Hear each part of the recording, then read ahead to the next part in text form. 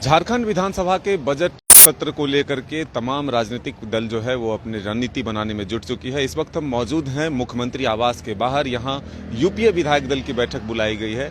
दरअसल सरकार की तरफ से जो जवाब दिए जाएंगे और साथ ही जो विपक्ष के सवाल होंगे उसको लेकर के रणनीति बनाई जा रही है। साथ ही बजट सत्र के दौरान और कौन कौन से महत्वपूर्ण फैसले सरकार ले सकती है, कौन कौन सी बिल ला सकती है, या फिर बजट के दौरान क्या कुछ विशेष समाज पर ध्यान दिया जा सकता है, अलग अलग वर्गों पर ध्यान दिया जा सकता है, इसको लेकर के मंथन शुरू हो चुकी है। इस वक्त ये तस्वीर आप देख रहे हैं मुख्यमंत्री हेमंत सोरेन के आवास के बाहर, कांके रोड स्थित जो सरकारी आवास है, इसी आवास के भीतर तमाम विधायक और मंत्री पहुंच चुके हैं। देखिए ये गाड़ियों की काफिला जो है तमाम विधायक और मंत्रियों की है। आरजेडी, कांग्रेस और जेएमएम के विधायक और मंत्री यहाँ पर मौजूद हैं।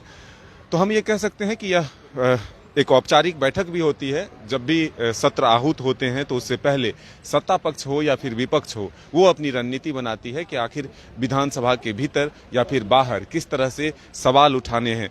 हालांकि मुख्यमंत्री हेमंत सोरेन कल खुद पहुंचे थे विधानसभा, और वहां विधानसभा सत्र के बजट सत्र को लेकर जो बैठक हुई उसमें ये कहा कि राज्य के जो महत्वपूर्ण सवाल हैं वो अधिक से अधिक आए, सत्र का उपयोग किस तरह से बेहतर तरीके से किया जाए उस पर फोकस किया जाएगा। तो हालांकि उस बैठक में जो विपक्षी दल है बीजेपी, उनके प्रतिनिधि शामिल नहीं हुए थे। तो ये कहा मुख्यमंत्री की ये उनकी मर्जी है कि वो क्यों शामिल नहीं हो रहे हैं, लेकिन सरकार गंभीर है, सत्र का उपयोग जितना अधिक से अधिक हो सके इसका प्रयास किया जाएगा। तो ये तस्वीर आप मुख्यमंत्री आवास के बाहर से देख रहे हैं।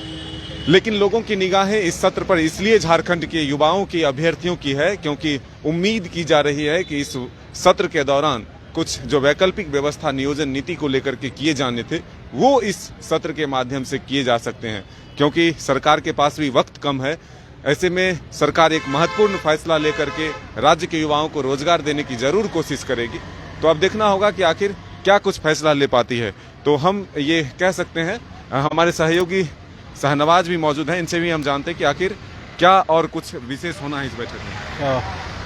बिल्कुल सही मदन ने कहा है कि इस बैठक को सिर्फ राजनीतिक तौर पर देखने की ज़रूरत नहीं है।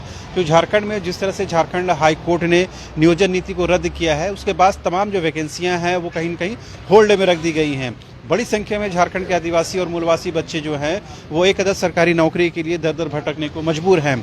ऐसे में आज की इस यूपीए की बैठक में इस बात पर ज़रूर विचार होना चाहिए कि आने वाले दिनों में जल्द से जल्द कैसे नियोजन नीति को इम्प्लीमेंट किया जाए, ताकि जो बेरोजगार नौजवान टहल रहे हैं, घूम रहे हैं और कहीं न कहीं कश्मकश की हालत में ज़िंदगी गुजार रहे हैं, उनको कम से कम एक आश्वासन मिले। और सरकार ने यह यकीन दिलाया भी था कि बजट सत्र से पहले कम से कम एक जो खाका है, एक आउटलाइन जो है वो कम से कम सरकार लेकर आएगी और उस दिशा में सरकार आगे बढ़ेगी। खुद सुप्रियो भट्टाचार्य जो जेएमएम के वरिष्ठ नेता हैं, उन्होंने यकीन दिलाया था कि 27 फरवरी यानी सोमवार से पहले कहीं न कहीं एक जो पब्लिक डोमेन में जो नियोजन नीति का जो खाका है, जो आउटलाइन है, वो कहीं न कहीं लाया जाएगा। बहरहाल अभी एक महीना का बजट सत्र शुरू होने वाला है सोमवार के दिन से।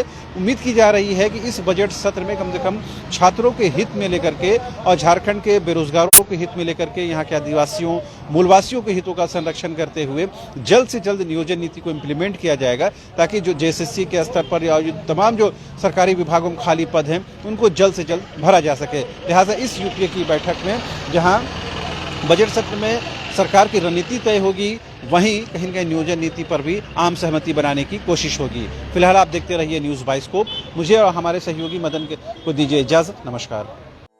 4 धामों में से एक रामेश्वर धाम सहित तिरुपति बालाजी, कन्याकुमारी, मदुरई, माँ मीनाक्षी देवी और श्री मल्लिकार्जुन ज्योतिर्लिंग का झारखंड में सबसे कम दर पर सब परिवार दर्शन लाभ का अनुपम अवसर। संपर्क करें माँ कामाख्या धार्मिक रेल यात्रा, केसरी नर्सिंग होम, टहला तल्ला, पिस्का मोड़, रांची।